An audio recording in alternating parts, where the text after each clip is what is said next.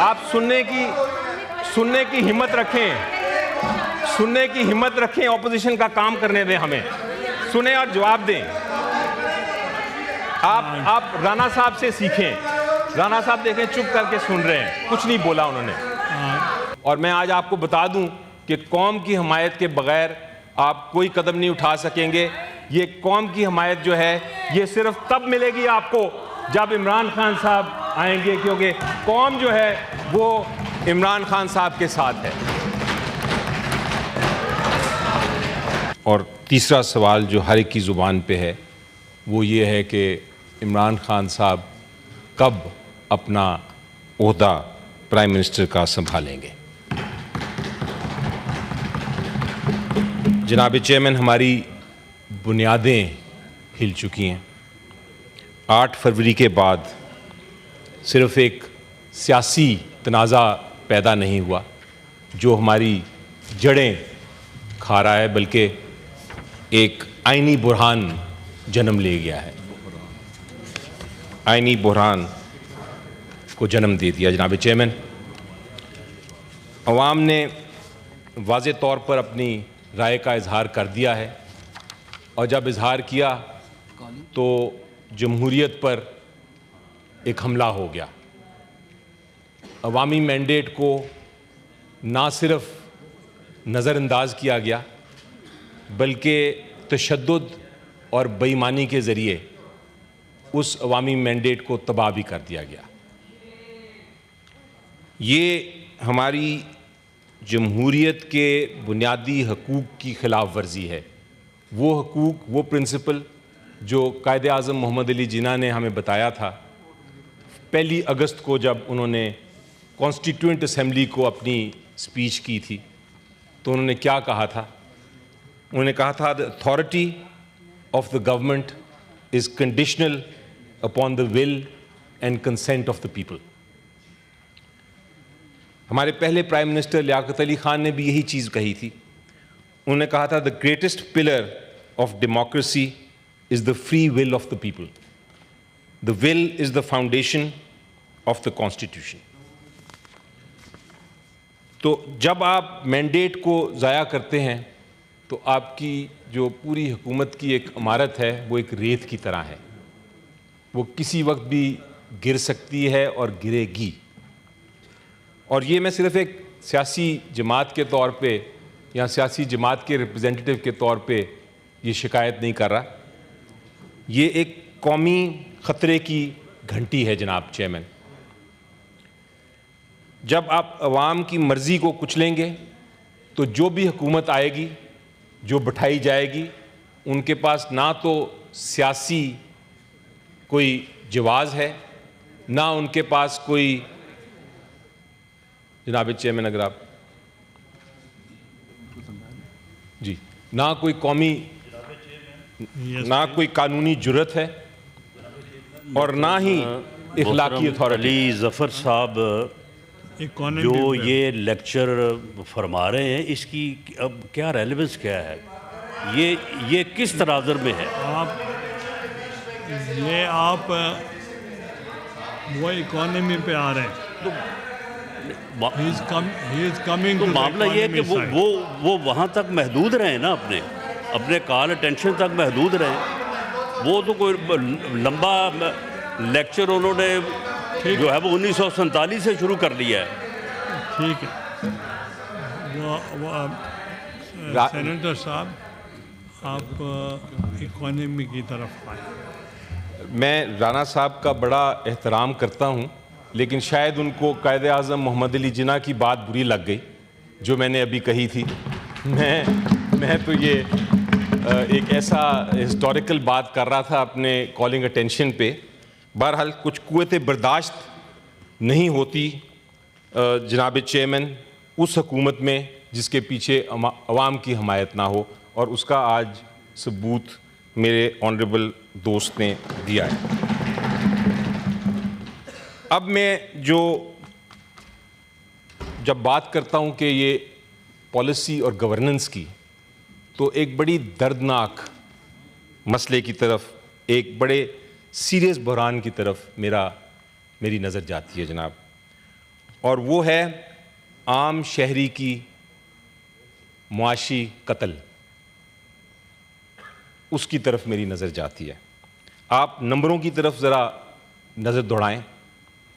Inflation جس کو مہنگائی کہتے ہیں وہ محض ایک اسٹیٹسٹک نہیں, ایک عدد نہیں. انفلیشن, مہنگائی ہر گھر, ہر خاندان پاکستان کے سر پہ ایک تلوار لٹک رہی ہے. آپ بات کرتے ہیں جناب ڈیٹ کی, قرض کی. یہ قرض کا جو پہاڑ ہے یہ صرف بڑھ نہیں رہا, یہ ہماری آنے والی نسلوں کو غلامی کی زنجیر پہنا رہا ہے. یہ غیر منتخب حکومت جو ہے جناب, ان کے پاس صرف قرض لے کے ہی گزارا کرنا ہے. اگر آپ فگرز دیکھیں تو اس وقت آپ کے پاس 80 ٹریلین روپیز کا ڈیٹ ہے. 13% جو ہے وہ اس سال اور بڑھ گیا ہے, اور ایسٹیمیٹ یہ ہے کہ 15% یہ مزید بڑھتا جائے گا. جناب یہ ترقی تقسیم نہیں کرنے آئے, یہ بدقسمتی سے مصیبت تقسیم کر رہے ہیں ہمیں. اس لیے میں مجبور ہو جاتا ہوں ان سے پوچھنا کہ ان کا منصوبہ کیا ہے. کیا یہ مزید ٹیکس انہی سے وصول کرنا چاہ رہے ہیں جو پہلے سے ٹیکس دے رہے ہیں اور ٹیکس کے دباؤ میں دبے جا رہے ہیں؟ اگر آپ ٹیکس کے ریزلٹس کو دیکھیں تو آپ دیکھیں کہ صرف 1% سے بھی کم لوگ ٹیکس دے رہے ہیں جناب پاکستان میں, اور انہی کے اوپر سپر ٹیکس اور سپر ٹیکس پہ سپر ٹیکس بنا کے یہ اپنی حکومت چلا رہے ہیں. ایکسپینڈیچرز بڑھتے جا رہے ہیں. اسی طرح ہر منسٹر کے سامنے 10 کاریں جاتی ہیں, ہر منسٹر کے پیچھے 10 کاریں آتی ہیں. برآمدات کی بات کریں تو میں پوچھنا چاہوں گا کہ برآمدات کے بارے میں کیا ویژن ہے, کیونکہ جو میرے پاس اور جو ورلڈ ایکسپرٹس نے اسٹیٹسٹکس دیے ہیں, ہماری ایکسپورٹس جو ہیں وہ پچھلے 2 سال سے کم ہی ہو رہی ہیں, بڑھ نہیں رہی. نوجوان جو ہمارے 50% سے زیادہ لوگ ہیں ان کے لیے امپلائمنٹ کا کیا بندوبست کیا ہے. چھوٹے اور درمیانے طبقے کے کاروبار جو ہماری ریڑھ کی ہڈی سمجھا جاتا ہے, ان کی حمایت کا کیا پلان ہے جناب چیئرمین؟ یہ سوالات ہیں جو میں پوچھنے پہ مجبور ہو گیا ہوں, کیونکہ نہ تو اس حکومت کے پاس پالیسی ہے نہ حکمرانی. ہم جو دماغوں کی بات کرتے ہیں, جو پاکستان کے ذہین دماغ, ان کی ہم ہجرت دیکھ رہے ہیں. یہ ایکچولی ہجرت نہیں صرف جناب چیئرمین, یہ ہماری قومی روح کا خون بہایا جا رہا ہے. ہماری قومی روح کا خون بہایا جا رہا ہے جناب, کیونکہ بہترین ذہن جو ہمارے پاکستان کے ہیں, یہ صرف اس نظام سے نہیں بھاگ رہے,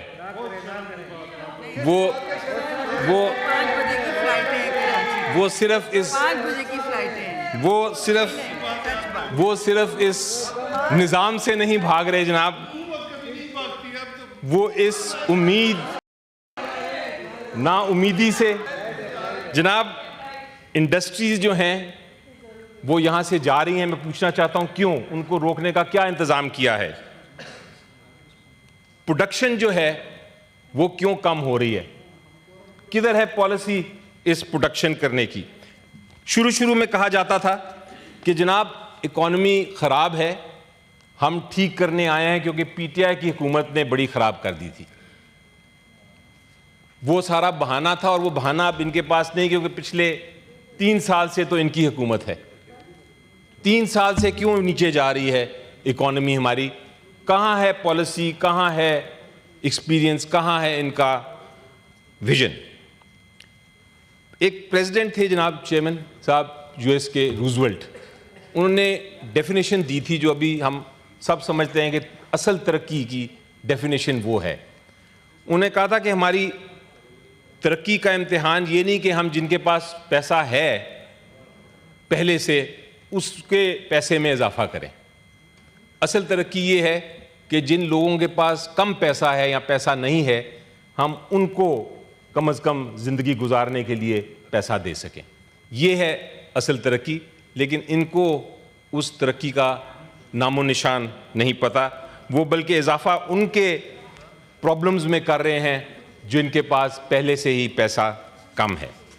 ان کی ترقی کی پالیسی نہیں جناب چیئرمین، بلکہ میں افسوس سے کہوں گا مایوسی کی پالیسی ہے. یہ کیوں ہو رہا ہے جناب چیئرمین صاحب؟ یہ کیوں ہو رہا ہے؟ کیونکہ اس پارلیمنٹ کو، اس ایوان کو بالکل بے معنی کر دیا گیا ہے. نہ تو ہمارے پاس معیشت کی، نہ سلامتی کی، نہ خارجہ پالیسی کی کوئی بھی معاملہ ہمارے پاس لے کے آیا جاتا ہے، بلکہ فیصلے ڈرائنگ روم میں ہو جاتے ہیں اور جا کے سائن کر دیے جاتے ہیں معاہدے جو کہ ہمیں فیوچر کو، ہمارے مستقبل کو ایک طرح سے بائنڈ کر دیں گے. جناب this is a betrayal of the constitutional concept of civilian supremacy. اس کے ساتھ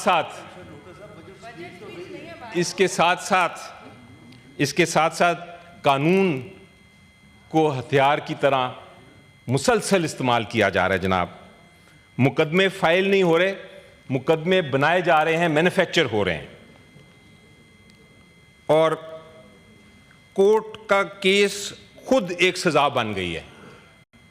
یہ سیاسی انتقام ہے جناب، اور اس سے ہماری عدالتیں بھی جو ہیں، شرمشار ہو رہی ہیں. اور اس کے ساتھ ساتھ جتنے عوام کے اعتماد ہے وہ ہم سے اٹھتا جا رہا ہے. اس سب کا کیا نتیجہ ہے جناب؟ اس سب کا کیا نتیجہ ہے جناب چیئرمین؟ کہ ہماری کوئی بھی پالیسی، ایک سمپل اگزامپل آپ کو دے دوں، ہماری کوئی بھی پالیسی جو ہے وہ سمجھ نہیں آ رہی. اگر آپ کشمیر کی بات کرتے ہیں تو ہمارا جو پرنسپل سٹانس ہے کشمیر پہ، مجھے تو آ رہی ہے، ہمارا پرنسپل سٹانس جو ہے کشمیر پہ جناب، اصولی سٹانس، اس کو اگنور کیا جا رہا ہے. یہ سارے کا تعلق اکانومی کے ساتھ ہے. آپ جواب دے سکتے ہیں. ابھی میں کمپلیٹ کر رہا ہوں. منسٹر جواب دیں گے. آپ کی بھی بڑی چیزیں ہم نے سنی ہیں. اس کا منسٹر جواب دیں گے. جی بالکل دیں گے. جی بالکل ان کو موقع دیں گے اور ہم سنیں گے بھی ان کو. اب جو آپ کا موقف ہے وینیزویلا پہ، آپ کا موقف ہے جو ایران کے ساتھ ہونے لگا ہے، آپ کا موقف کا سمجھ ہی نہیں آ رہی ابھی تک کہ آپ کس طرف کھڑے ہیں. اور اس کی وجہ یہ ہے کہ آپ کے پاس مشکل جو مصیبت والے سوال ہیں ان کا جواب ہی نہیں. جناب دنیا میں اس وقت، اور اب میں ایک بڑے اہم پوائنٹ پہ آ رہا ہوں جناب کنکلوڈ کرنے کے لیے، دنیا میں اس وقت نیا نظام آ رہا ہے. یہ میں نے بڑا اس پہ سوچا ہے، سمجھا ہے، اور یہ نظر آ رہا ہے کہ اب اس نئے نظام میں یونائٹڈ نیشنز کا بھی کوئی ریفرنس نہیں ہوگا، کوئی ریلیونس نہیں ہوگی. یہ نئے نظام میں بین الاقوامی قوانین کی بھی کوئی اہمیت نہیں ہوگی. اور اس نئے نظام میں ہر ملک نے اپنی سوورینٹی بچانی ہے. آپ سنیے ذرا یہ پوائنٹ، یہ بڑا امپورٹنٹ پوائنٹ ہے. سوورینٹی، آپ جواب دیں گے. اپنی جو خود مختاری ہے اس کو بچانا ہے. اور یہ جو خود مختاری ہے، ہماری جو اسٹریٹجک اٹانومی ہے، اس کی حفاظت کرنی ہے سر. اس نئے نظام میں ہر قدم ہم نے جو اٹھانا ہے بڑا سوچ سمجھ کے اٹھانا ہے. پارلیمنٹ کی حکمت کی ضرورت پڑے گی حکومت کو ہر قدم پہ. یہ پارلیمنٹ کی حکمت کے بغیر نہیں آگے چل سکتے. لیکن اس کے ساتھ ساتھ اس نئی عالمی نظام میں آپ کو بہت ضرورت ہے سر، دانش کے ساتھ ساتھ، کہ آپ کو پبلک حمایت ہو، آپ کو قوم کی حمایت ہو. اور میں آج آپ کو بتا دوں کہ قوم کی حمایت کے بغیر آپ کوئی قدم نہیں اٹھا سکیں گے. یہ قوم کی حمایت جو ہے یہ صرف تب ملے گی آپ کو جب عمران خان صاحب آئیں گے، کیونکہ قوم جو ہے وہ عمران خان صاحب کے ساتھ ہے.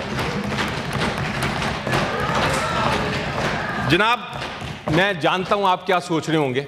آپ شاید یہ سوچ رہے ہیں کہ یہ تو اپوزیشن کا ایک لیڈر ہے اور اس نے تنقید ہی تنقید کرنی ہے.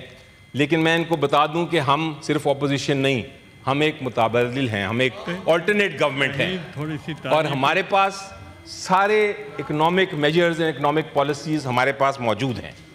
ہمارے پاس گورننس حکمرانی کی پالیسی ہے, ہمارے پاس انتخابی اصلاحات کی پالیسی ہے, ہمارے پاس ماحولیاتی اور ڈیجیٹل ویژن کی پالیسی ہے, ہمارے پاس انویسٹمنٹ بھی ہے سرمایہ کاری کے ساتھ, ترقی کے ساتھ, اور ٹیکس بھی ایسی ہے, ٹیکس کی بھی ایسی پالیسی ہے. جواب دیں گے, یہ منسٹر جواب دیں گے, پھر سمجھ آئے گی. جی, اور آپ سننے کی ہمت رکھیں, سننے کی ہمت رکھیں, اپوزیشن کا کام کرنے دیں, ہمیں سنیں اور جواب دیں.